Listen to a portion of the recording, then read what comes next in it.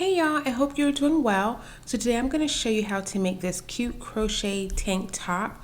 It's a simple beginner friendly project. I did use one skein of this cupcake yarn by Lions brand. Now this is a 3-weight yarn and it is self-striping. So all you have to do is just create the project and it will self-stripe on its own, which is super neat. It is a lightweight yarn, like I said before, so that's perfect for your summer, spring, fall. If you want to put a little jacket over your tank top, it will work well there too. This is 590 yards, so I use one skein to make an extra small, even a medium, okay? I have this crochet top, crochet measurement over on my website, but basically you're just going to measure around your chest at the fullest part. Whatever the inch is there, that's how long you'll make your actual crochet garment, okay? I used a 5.5 millimeter crochet hook, but you can always just use a corresponding hook with whatever yarn you choose. You'll need a measuring tape, a yarn needle, and these stitch markers. I only have one here, but you'll need multiple stitch markers to kind of help everything come together. Optional are some buttons. Okay, so we're going to start by making ourselves a slip knot and placing that on our crochet hook. And again, like I said earlier, this is a complete beginner friendly project if you know how to do a single crochet stitch and a double crochet stitch. Okay, so that's what we use pretty much the entire project. Okay, so once you have yourself a slip knot, you're going to make yourself a foundation chain. I did a foundation chain of 64 plus 1, so you basically have 64 stitches in every row. Now keep in mind your foundation chain is actually going to be the length of your t-shirt. So basically you're going to be measuring from your shoulder blades all the way down to wherever you want it to stop, whether that be like a crop top around your belly button or a little bit lower. In my case, mine measured to about 19.5 inches because I wanted it to be longer. But we do some things up at the top which will make it a little bit shorter, and I'll show you that towards the end of the project. So follow along here. So once you get your foundation chain, you're going to do a row of single crochet stitches. A single crochet stitch is basically inserting the crochet hook into the stitch, pulling through a loop, yarning over and pulling through. And I'll show this to you a few times here so that you can probably catch on. Okay, remember this is a 3-weight yarn. If you use the same type of yarn, which means your stitches are going to be a little bit smaller, so it's going to be important that you kind of go loose when you make your foundation chain so that you can work back through it, okay? So again, once you have your foundation chain of 64, then you're going to do a row of single crochet stitches. So this is just the sample size. This obviously isn't 64 chains. It's very short, but I wanted you to get the gist of what the project is, okay? So you do your foundation chain and then you do a row of single crochet stitches. So keep working until you get that completely done.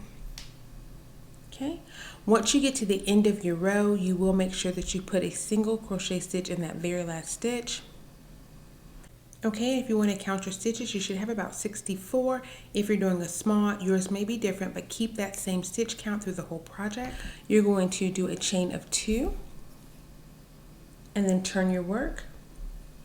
And then for pretty much the entire project, you will do rows of double crochet stitches. So yarn over, kind of pull your yarn apart a little bit so you can see your stitches, and then you're going to do a double crochet stitch. So I'll show you again. Yarn over, insert your crochet hook into the stitch, pull through a loop, yarn over, pull through 2, yarn over, pull through 2. Okay guys, keep in mind that chain of 2 that you created earlier, that will count as your first stitch for this row, and you'll continue to make double crochet stitches all the way down the row and pretty much throughout the entire project. I will show you where we will switch, but mostly double crochet stitches all the way down. Okay, and make sure that you get a double crochet stitch in that chain. Now really quickly, I have 2 hooks here. One hook has a point to the top and one hook is rounded.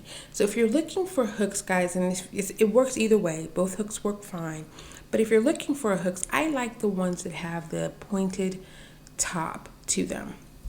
They look exactly the same except for the difference is there's a pointed top, and that pointed top makes it a lot easier to work through smaller stitches. So if you're in the market for buying a new hook, I would look for something like that just because it really makes it easier when you're working with a smaller stitch or lighter weight yarn. Okay, so again, once you get to the end of the row, you'll chain 2, turn your work, and continue to make double crochet stitches to the length of your foundation chain. Okay, remember your foundation chain is going to be actually the length of your t-shirt, so that's not going to be your width. What we're working is, as we're working now, we're actually working the width, and that will be the part that wraps around your chest. Okay, so here I'm just showing that our colorway kind of switches, our yarn switches to different colors. I have gotten the garment to the size that I want. So at this point, I'm going to switch back, find the color that I started the project with, and I'm going to switch back so that I can kind of create an ending for my crochet garment. This is optional. This is just what I did to make everything look really neat.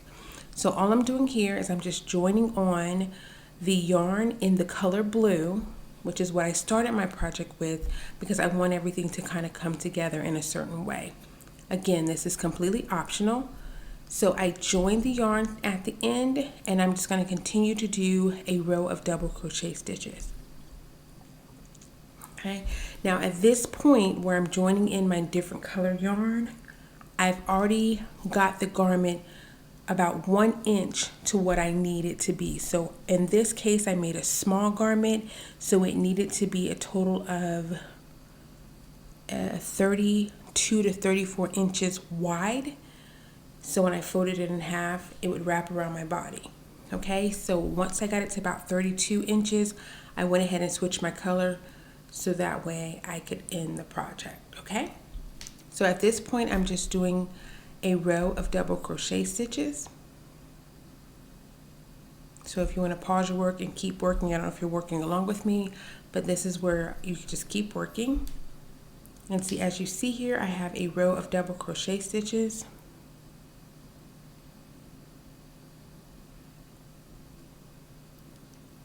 I have 2 rows of double crochet stitches. I'm sorry, 2 rows of double crochet stitches, because that's how I started my project. I'm going to chain 1 and turn my work, and then I'm going to do 1 row of single crochet stitches. Now, remember when we started the project, we did 1 row of single crochet stitches and then we continued working. The way the yarn worked up, I ended up with 2 rows of double crochet stitches, so I'm ending the project the same way that I started the project. I hope that makes sense. And again, this is not to complicate the project. You do not have to change any colors. You literally can just work your yarn until you get to the width that you need. And in my case, because I'm doing a small t-shirt, I needed it to be 32 to 34 inches wide, and that's what I'm doing. I just changed my yarn color so that everything blends together the way I wanted it to for my final project, okay? But you do not have to change your yarn color, okay? I hope I can't stress that part enough. I don't want to complicate this project, okay? So again, the measuring chart is just showing you what you would need to create, and that chart is over on my website, okay? At this point, I'm just doing a row of single crochet stitches, and that's what I'm showing you here, okay? So once you have this completed, you remember you work this as a width, so I'm going to turn it to the side and we're going to sew it together. So I've joined my 2 blue sections together, and I'm going to create a stitch up the center using the blue. So you see how I kind of made the blues come together so that I had a nice thicker area for that blue color, okay? So at this point, you're going to sew. You're going to line up your garments, the bottom and the top portion. You're going to line them up, and then you're going to sew. And I'm going to sew off camera, but I want to just show you how you line it up, okay? And I'm just doing a stitch through both stitches, and then I'm coming around. So I'm just doing a whip stitch, and you can look on YouTube if you need to learn how to do that type of stitch. I'm sewing off camera because I want this to line up nicely, and on camera it makes it a little bit difficult. Okay, so as you can see, my garment measures to about 19.5 inches. That is not going to be the actual finished product because I'm going to do a little bit of a change up at the top. Okay, and then remember this measures about 13.5 inches across, but there is a lot of stretch in this fabric, so it really does stretch out to about 17 inches, which is perfect for this garment. All right, so this is what it looks like. It looks just like a little tube, and technically you could be done with this if you want to put some straps on it, and that could be it. But of course, guys, you know me, I always like to add my own little flair. So at this point, I'm going to turn down the top portion to about a 2 inches bend. So basically what I've done is I've made a little cuff at the top, and I measured it to be about 2 inches. Okay. I'm also going to gather the center to kind of create like a little bow area. Now it's completely optional. You do not have to do that. So I went ahead and put a stitch marker right there in the middle, so I'll know that I want to come back and create that bow area. Okay, and then if you can see here, it's about 2 inches. That's the width of the cuff. And then I'm going to go around using the same yarn, kind of matching up the colors. I'm just going to do a light little stitch around the cuff so that it stays connected to the t-shirt. Okay, now we're going to make our straps. The straps I created, I used a chain of 50, and then I did 2 rows of single crochet stitches and 1 row of a slip stitch. So I'll show you how to get started on the straps. You do the straps however you want. I did a chain of 50, and I'll put the exact measurements on how long that 50 inches, chain of 50 was on my website. But that's just going to be what holds the garment on the shoulder. So you'll do 2 rows of single crochet stitches and then 1 row of a slip stitch. Okay, and you don't have to do that either. You can just do the single crochet stitches and be done. Okay, so you at this point should have some little leftover yarn, some tail ends. You'll want to weave those tail ends in and then cut off any excess so that it all blends together nicely. And as you see here to the top, I still have my pinched area. I'm just going to sew around that pinched area so that it looks like a little bow. And as you can see, there's like a little crude stitch work going on the inside to keep that cuff stitched down to the actual t-shirt. All right, and this center section here is where I joined the garment together. I did use a whip stitch, so it does create a little raised area, which I absolutely love. And then this here is your actual strap. Your strap, when you go to put that on, you'll want to make sure that it is snug on your shoulder. That way it's not flopping around. So if you're making it for yourself, you can put it on and then make sure that it's nice, snug fit. If you're making it for someone else, I went down about an inch, 1.5 inches to make sure that I gave myself enough area so that the strap stays in place.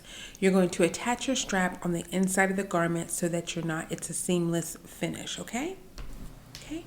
So that's what it looks like. I'm just securing it all down with some stitch markers, and then I'll go and I'll sew everything together. Okay, so really this is it, guys. It's a pretty simple project. You just do a double crochet stitch all the way around till you get to the width that you want. And then if you want to add the little embellishments like I've done, you can do that as well. Or you can just let it be simple, straight t-shirt tank, okay? And this is what it looks like when it's all put together on a little mannequin. Can you see the little bow area? Super cute. This is what it looks like from the back. And because this is a colorway that switches automatically, it really creates a really cute contrasting sweater. Perfect for, like I say, the spring with some shorts. Perfect for the fall with a little jean jacket. Now another option is I have some buttons here. If you did not want to turn down the top to make it a cuff, you can just sew you some little faux buttons on there. They're not functional, they just add a little bit more flair to the project and you'll be done. So whether you decide to add buttons, throw on a cuff, put a little bow, it's up to you. You can make this as simple or as complicated as you would like. I like to pair this with a cute little jacket, which is perfect from transitioning from summer to fall.